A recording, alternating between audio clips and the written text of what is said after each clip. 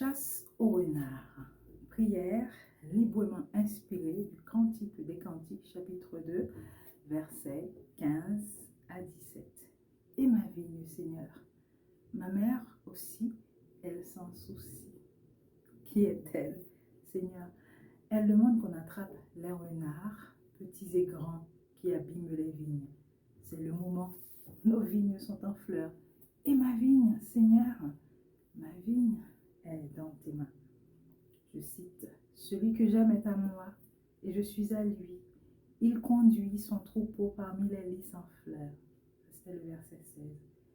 Et mon poème continue. « Il me conduit dans de verts pâturages, vers des eaux paisibles. C'est là, pause, je me repose. Je soupire après ta présence. Mon cœur court vers le lieu secret. J'ai soif de communion.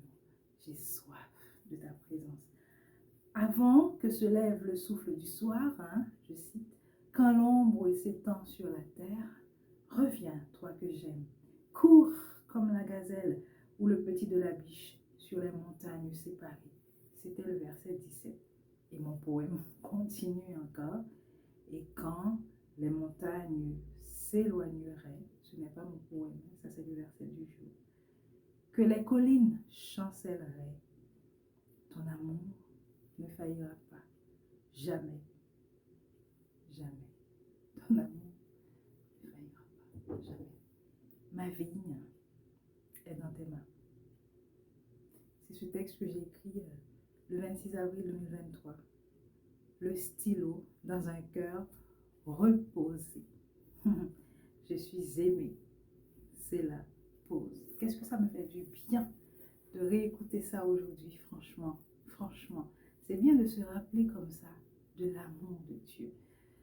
Des fois, on a envie de courir à gauche et à droite, de chercher des solutions par nous-mêmes. On met en avant nos capacités, nos défauts, et on regarde ses faiblesses et même ses échecs.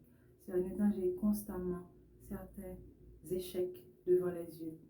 Et aussi, parfois, j'ai tendance à rester sur les injustices, à penser à tout ce qui m'arrive et qui ne devrait pas arriver. Et quand je lis aussi tout ce qu'il y a de commun entre ce qui m'arrive et ce qui arrive à d'autres personnes qui sont dans les mêmes catégories sociales, dans les mêmes rapports sociaux que moi, je me rends compte que waouh, c'est dur. Mais ce que je fais régulièrement, c'est de me rappeler que mon Dieu, il est grand. Et ce Dieu qui est grand, il combat pour moi. Et il combat pour moi, pas uniquement parce qu'il a envie de se battre, parce qu'il m'aime et qu'il a envie de me le prouver. Et quand je dis ma vigne est entre tes mains, c'est une expression qui m'est venue, qui m'a été inspirée en lisant cette fois le Cantique des Cantiques. C'est que ma vigne, c'est tout ce que je fais, c'est tout ce que je produis, c'est tout ce que j'ai. C'est là que je porte des fruits aussi et c'est ce qui me nourrit. Ce serait par exemple toutes les œuvres que je fais, tout mon travail, tout ce que je mets en œuvre, tout ce que j'essaie de construire. Et bien tout ça, c'est entre les mains de Dieu. Alors moi, j'abandonne tout à Dieu. J'ai trop cherché, je me suis battue, j'ai fait tout plein de choses. Je ne regrette pas de les avoir faites, c'est très bien.